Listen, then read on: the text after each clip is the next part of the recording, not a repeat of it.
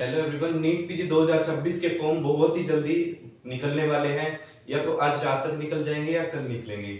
लेकिन अभी NEET PG 2026 के लिए एक एडवाइजरी जो है जारी की है एनबीएमएस ने, जिसमें उसने ये कहा है कि जो टेस्ट के स्टेट्स हैं, जो भी आप स्टेट चूज करेंगे जिसके अंदर आपका एग्जाम होगा सीबीटी मोड में, तो वो आप एक बार चूज कर देंगे तो वो दोबारा चेंज नहीं होगा आपका। पहली बात तो ये।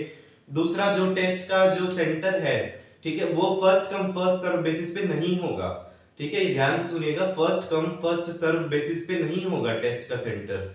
वो आप इसलिए कोई भी जल्दबाजी मत कीजिए अपने रजिस्ट्रेशन फॉर्म फिल करने में, ये उन्होंने ये एडवाइजरी में लिखा है। प्लस आपका जो एड्रेस है उसका प्रूफ भी मांगा जाएगा, और एक बार जो है आपने एड्रेस और टेस्ट स्टेट फिल कर दिया तो आपका फिर चेंज नहीं होगा। इसलिए आपको ये सारे पर्टिकुलर्स ध्यान से फिल करते हैं।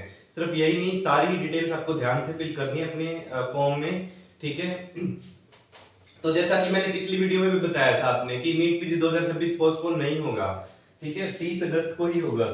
बाकी सारे जो यूट्यूब के चैनल हैं बार बार कह रहे थे कि पोस्टपोन होगा पोस्टपोन होगा, लेकिन मैंने कहा था ऐसा कुछ भी नहीं होगा। बिल्कुल टाइम पे सारी चीजें चल रही है और 30 अगस्त को ही होगा एग्जाम। ठीक है, कंप्यूटर बेस्ड मोड में होगा, सीबीटी मोड में। ठीक है, जैसे पहले हुआ करता था, और एक शिफ्ट में ही होगा। दूसरी बात यह है कि अभी सिर्फ 60 डेज बच गए हैं आपके पास। आप उनमें क्या स्ट्रेटजी फॉलो करें। अभी भी काफी लोगों का जीटी का स्कोर जो है 120 या 130 करेक्ट तक ही जा रहा है, या कईयों का उनसे भी कम जा रहा है। तो आपको निराश होने की जरूरत नहीं है, क्योंकि आप जो है 600 अबव मार्क्स भी ला सकते हैं। 600 अबव मार्क्स लाते ही आपका अंडर 3000 रैंक आ जाएगा, और आप कोई भी सीट, अच्छी सीट आपको, क्लिनिकल सीट आपको मिल जाएगी। लेकिन जो ये गैप है 120 टू 130 करेक्ट टू 160 करेक्ट, ये कैसे आप पार करेंगे। ठीक है, इसके लिए मैंने क्या किया था लास्ट ईयर, मेरे भी इतने ही करेक्ट होते थे। ठीक है, लेकिन जब मैंने क्या किया, ग्रैंड टेस्ट रिव्यू करना शुरू किया, जो भी मैं ग्रैंड टेस्ट देता था उनके की पॉइंट्स एक रजिस्टर में लिख लेता था। ऐसे करते करते मैंने 115 ग्रैंड टेस्ट के की पॉइंट्स, 115 ग्रैंड टेस्ट मैरो के उनके की पॉइंट्स निकाले थे, और उन्हीं को लास्ट के 2-3 मंथ्स में रिवाइज करता रहता था। तो मेरा स्कोर जो है मैरो के ग्रैंड टेस्ट में 750 आया, और फर्स्ट रैंक था मैरो के ग्रैंड टेस्ट में। मैरो वालों का कॉल भी आया था मेरे पास, उन्होंने मुझे ग्रुप में ऐड किया जिसमें मैरो की फैकल्टीज थी।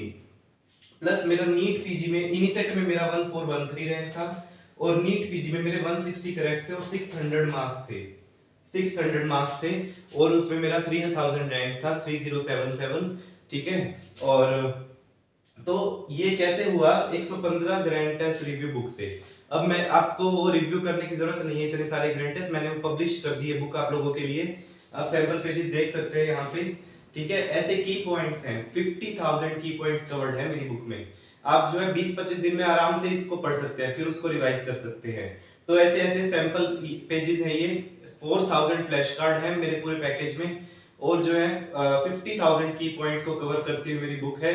जो भी एफएमजी का जून में एग्जाम हुआ था, 80% क्वेश्चंस मेरी बुक में से थे। आप मानोगे नहीं, जिसके पास भी मेरी बुक है जीटी रिव्यू बुक, उनको पता होगा कि कैसे क्वेश्चंस आ रहे हैं डायरेक्टली उठ के। और लास्ट ईयर के जो नीट पीजी था उसमें भी 100 क्वेश्चंस मेरे पैकेज से डायरेक्टली थे नीट पीजी 2025 में। ठीक है, तो ये मस्ट रीड बुक है 115 जीटी रिव्यू बुक। और अगर आपको इस बुक का पीडीएफ चाहिए, पैकेज का पीडीएफ चाहिए, तो इस वीडियो के डिस्क्रिप्शन बॉक्स में जाइए। इस वीडियो के डिस्क्रिप्शन बॉक्स में गूगल फॉर्म का लिंक है, उस गूगल फॉर्म को फिल कीजिए, आपको बुक का पीडीएफ मिल जाएगा। Thank you.